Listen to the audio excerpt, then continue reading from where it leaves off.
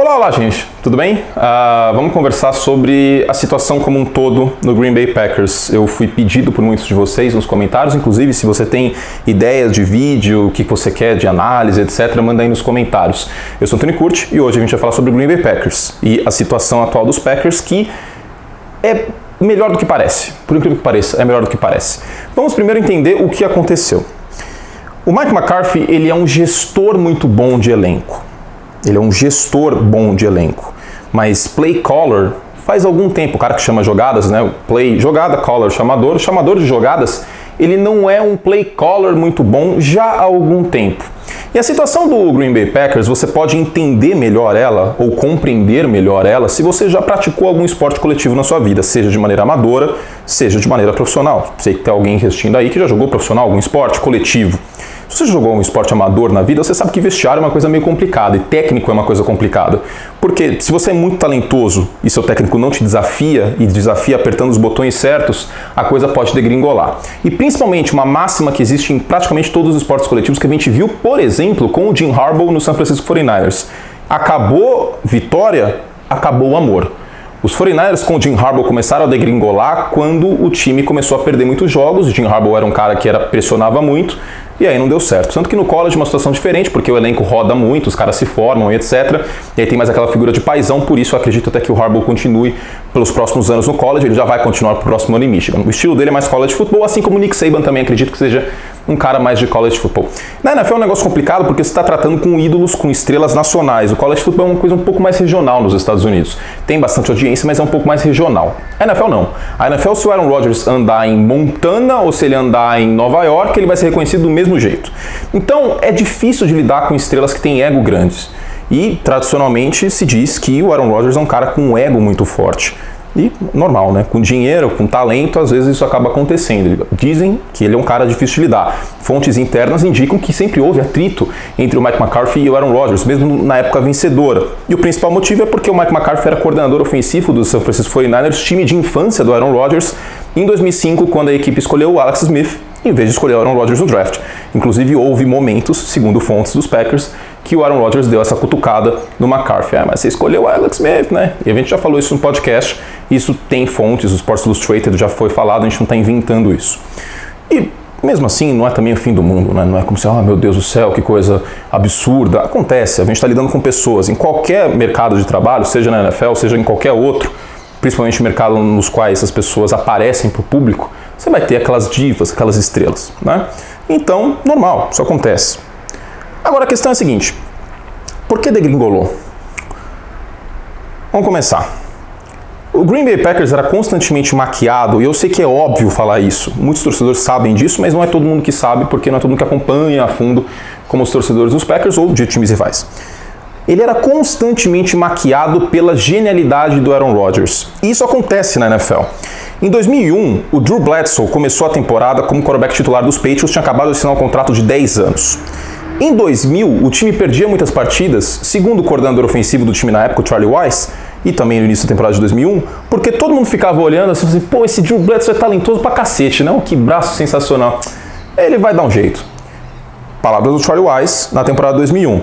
Quando o Drew Bledsoe sai e entra o Tom Brady, um quarterback menos talentoso, fisicamente falando, na época ele era, os números do Tom Brady mostram isso, ele evoluiu muito, mas na época ele era, o time do New England Patriots começa a jogar como time. E aí todo mundo se dá a mão e fala, vamos lá, do your job. Então, acontece isso. Quando você tem um cara exponencialmente muito talentoso, que tira seu time de situações críticas constantemente e opera milagres, dá merda. No médio prazo, dá merda. Porque ele vai maquiar problemas do time, e aí o que acontece? O time investe mal, por exemplo, em reforços. O Green Bay Packers é um time com uma filosofia muito parecida com a do Pittsburgh Steelers, em vários quesitos. 1, paciência com o treinador. E 2, investir em draft para lapidar talentos. O problema é que na NFL atual, desde o último acordo coletivo trabalhista, 2011, 2012, não dá para fazer só isso. Não dá. A gente tem exemplos de times que foram montados pelo draft, por exemplo, os Packers campeões do Super Bowl 45, os Steelers campeões do Super Bowl 43, mas você precisa de uma ajuda ou outra. Você quer um exemplo? Stephon Gilmore, do New England Patriots. Você acha que a secundária dos Patriots está mal? Tira o Stephon Gilmore. Eu sei, ele faz um monte de faltas, às vezes ele faz um monte de besteira, mas ele ainda assim é um dos melhores cornerbacks da NFL para jogar contra os caras altos, contra Antonio Brown, Odell, Julio Jones. Se você tira o Stephon Gilmore dos Patriots, desmonta o Gilmore da contratação de free agency. Os Packers, tradicionalmente, na era Aaron Rodgers, não investiam em free agents, até porque a concepção é a seguinte: se você tem um franchise quarterback, você tá de boa. Olha os 49ers. Olha os 49ers do ano passado, os 49ers com Garoppolo, os 49ers sem o Garoppolo. Nada na NFL muda tanto um time quanto um franchise quarterback. Ponto. É a posição mais importante do esporte. E os Packers tinham esse cara.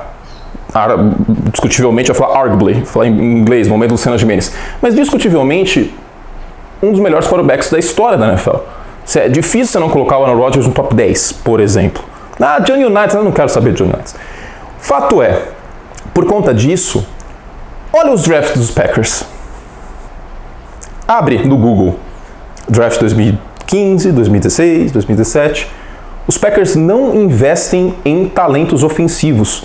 O Davante Adams, por exemplo, é a escolha da segunda rodada. Os Packers constantemente estão investindo em outras peças que não peças para ajudar o Aaron Rodgers. Outro time que cometeu esse erro, Carolina Panthers com Cam Newton. Pelo mesmo motivo. O Cam Newton é tão brilhante que o time falou assim: ele se vira, o cara foi MVP, pra que eu vou ficar gastando escolha aqui? Pois é. Então, tirando o Calvin Benjamin em 2014, mas o Calvin Benjamin é horrível. É uma porpeta.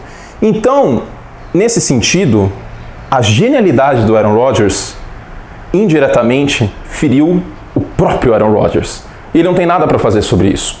É por isso, por esse ponto, que existe aquela teoria da conspiração que ele começou a jogar mal de propósito para derrubar o McCarthy. Dá para afirmar isso? Não. Não dá para afirmar isso, a gente não tem como provar, seria extremamente inconsequente falar isso sem provar.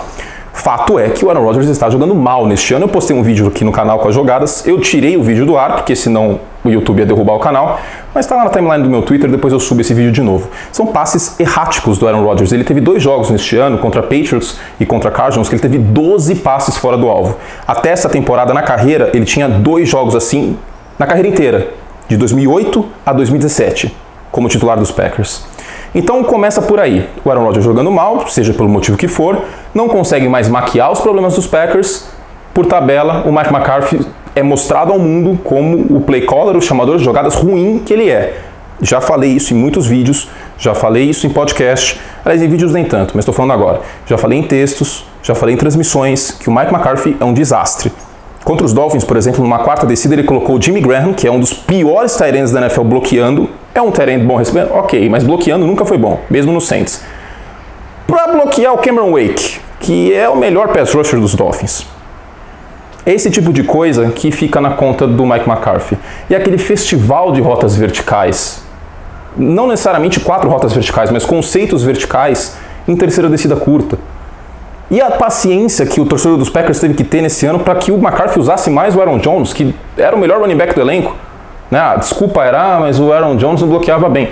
Dane-se! O cara teve 6 jardas por tentativa em vários jogos neste ano. Olha o que ele fez contra os Dolphins. Os Packers só não perderam para os Dolphins porque, sei lá, não sei como, porque... É esse tipo de coisa que frustra o torcedor. E eu tô frustrado só de falar. E eu torço para o Chicago Bears. E eu tô puto com isso. Então, é mais ou menos esse o contexto de Green Bay. Eu sei que isso já foi extensamente falado, já falei em texto, já falei em podcast, mas eu achava que um vídeo era necessário para mostrar o que aconteceu nesses anos todos. Um vídeo extenso que explique toda a situação, que começa como ponto de ignição, como espinha dorsal, no talento do Aaron Rodgers maquiando todo o resto. Aí na primeira temporada que o Aaron Rodgers joga mal, pior temporada dele desde 2008, mas ele tem só uma interceptação. Mas olha quantas vezes ele jogou a bola fora. É o quarterback que mais joga a bola fora na NFL. Por isso, ele tem um número reduzido de interceptações. O Aaron Rodgers está jogando mal, isso é fato. Queira você que tem ele como santo, goste ou não, ele está jogando mal. Ele não é um dos 10 melhores quarterbacks dessa temporada. Mas o Brady também não tá. O Brady também não tá, uma coisa não altera a outra. Uma coisa não altera a outra, embora o Brady tenha tido uma boa partida contra os Dolphins. Fato, o Aaron Rodgers está mal. E não é o número de touchdowns e interceptações que vai mostrar isso, é o tape, é a jogada, é este jogo. Então, no primeiro ano ruim do Aaron Rodgers, o Mike McCarthy foi mostrado ao mundo como o play caller fraco que ele é, porque não tem mais a maquiagem. Com isso ele cai. No último jogo os Packers fizeram mais de 30 pontos, venceram a partida, vamos ver como isso se desenvolve. No domingo tem um jogo contra o Chicago Bears no Soldier Field, local onde o Aaron Rodgers não perde desde 2010, que já ganhou com a clavícula quebrada, e etc. E com o Jay Cutler na bicicletinha. não quero mais falar sobre isso. E, enfim, vamos ver como as coisas se encaminham. O John DeFilippo foi demitido dos Vikings e é um candidato para head coach dos Packers. Eu sei que parece que ele não é um bom candidato, mas ele tentou fazer coisas com o time dos Vikings que ele não tinha ingredientes para fazer. Talvez nos Packers ele tenha. A linha ofensiva dos Packers é melhor que a dos Vikings e o Aaron Rodgers é um quarterback anos-luz melhor que o Kirk Cousins, mesmo no pior ano do Aaron Rodgers dá para falar isso. Então, talvez dê certo. Tem o Lincoln Riley de Oklahoma, tem o Pete Carmichael, coordenador ofensivo do Saints, tem uma galera aí, mas deve ser uma contratação uma mente ofensiva para desafiar o Aaron Rodgers e para montar um sistema tático que faça mais sentido. O McCarthy ganhou um Super Bowl. Ele merece certo respeito. Mas a gente tem que parar de viver no passado. Da mesma forma que a gente tem que parar de viver em 2012, com o Joe Flacco, a gente tem que parar de viver no passado. Certo? Ufa. Fizemos todo o estrago que podíamos. Não se esqueça de se inscrever no canal, dar like no vídeo, comentar o que você acha da situação. E, é claro, as camisetas que eu uso estão lá no actionshop.com/profutbol e com o cupom CURTE você tem mais 10% de desconto. Meus livros estão lá também. Tá bom? Um beijo carinhoso e até a próxima.